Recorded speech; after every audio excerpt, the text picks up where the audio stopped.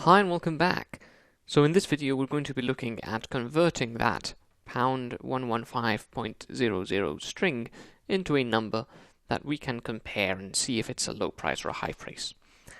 The first thing to do, however, is to make sure that instead of printing the text contents, that we are assigning them to a variable. So I'm going to create a variable called string price that is going to be the essentially £115.00. This is what this string price contains. And now we want to remove the pound sign. So we want to essentially get that without the pound sign. And we can do something that's called slicing. And slicing is used to get essentially a slice of a string. So what I'm going to create here is price without symbol, and this variable is going to be the string price with this opening square bracket colon closing square bracket at the end. And what this would do is it would give this variable exactly the same contents as this variable up here. So right now this would also be 115.00, which obviously is not what we want. So what does this mean? What is this doing? And why not just leave it as that, right? Well, what this is doing is it's copying. It's getting everything from the start of this string to the end of this string, and it's putting everything inside this other string. Why not just do this? And the answer to that is, if we just do that, what we're doing is saying this string now is exactly equal to this one, which means that Python does some optimization in terms of memory and things like that.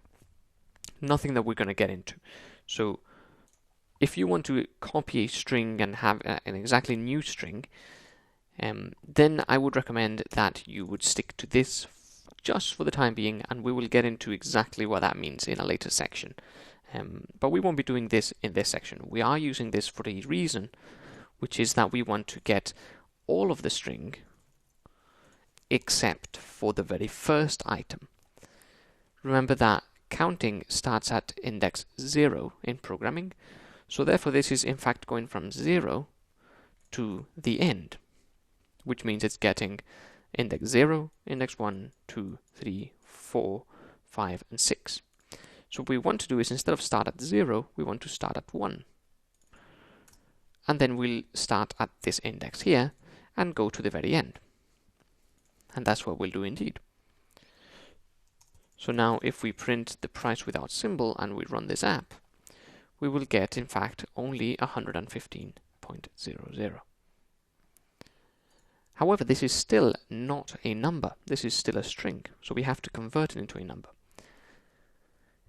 If we do int, then we will get an error because this has 0.00 at the end. So what we want to do instead of int is float. And a float is simply another type of data that is a number with a floating point element to it. So this is a floating point number, which is why it's called a float. And now when we do that and we run this again, we will get 115.0. The second 0 gets dropped because it doesn't really add any more accuracy to the number. And now we can compare this and see if it is greater than 500 or less than, or whatever it is that our budget is. So for example, say if we can spend £200, we can print whether the price without the symbol converted into a float is less than £200 or not. So we press run again. We'll get the word true coming out, which is excellent. Before continuing, let's create another variable that will be the price, now as a float, and then we can make some sort of if statement. If the price is less than a certain number, which is your budget, print that you should buy the chair. If it is not, say that you shouldn't buy it. I'll let you do that, so pause the video and attempt to do this by yourselves. Once you have, press resume and we'll go through it ourselves. Okay, so hopefully you've managed, if price is less than 200, we'll print buy the chair. And if it is not, print do not buy, it's too expensive. Okay, so that's great. If we run this, it should tell us to buy the chair. And indeed it does. We can print something else as well. The current price is format price. Like that. And we can press play. And it tells us the current price is 115.0.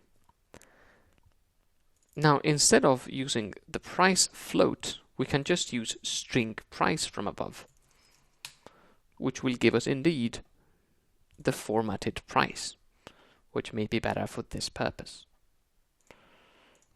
Okay, so this is how you would do this if-else statement here, and this is how you would parse the HTML content of a page to find something that you're interested in, and also how you would do requests.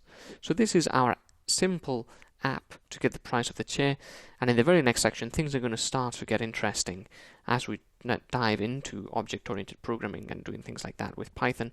That is going to greatly increase the sort of complexity we can put into our applications, and therefore how amazing our applications are going to be.